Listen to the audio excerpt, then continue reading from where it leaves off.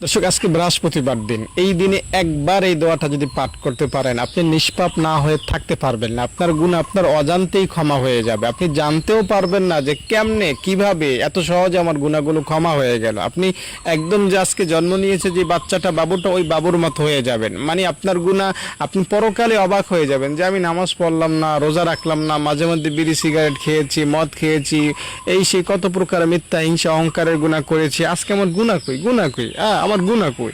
আপনি হয়রান হয়ে যাবেন, আপনার গুনাহ আপনিও খুঁজে পাবেন না। বুঝতে পেরেছেন? এটা এমন একটা পাওয়ারফুল অ্যাকশনওয়ালা দোয়া। তবে দোয়াটা আপনাকে আজকে আমলের নিয়তে, তাওবার নিয়তে, বৃহস্পতিবার মন থেকে, দিল থেকে পড়তে হবে। ঠিক আছে? দোয়াটা আমি আপনাকে একটু শর্ট করে বলছি। আল্লাহুম্মা গফিরলি যামবি কুল্লাহ।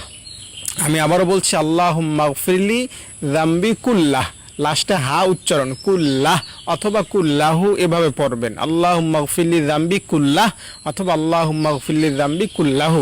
দোয়াটা পড়ার নিয়মটা বলছি। এই দোয়াটা আপনি আজকে বৃহস্পতিবারে আপনি নবীজিকে স্মরণ করে পাক পবিত্র হয়ে 2-4 বার দুরূদ শরীফ পাঠ করে তারপরে দোয়াটা পাঠ করবেন।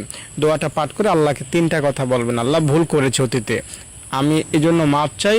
এরপরে বলবেন আল্লাহর ভুল করব না, গুনাহ করব না। এই 3টা কথা যদি বলতে পারেন, দোয়াটা 1বার বা 2বার পাঠ করার পরে, আজকে এই বৃহস্পতিবার দিন আমি দায়িত্ব নিয়ে বলছি, শুক্রবার আসার আগে আপনার অতীতের সব গুনাহ আল্লাহ মাফ করে দিবেন।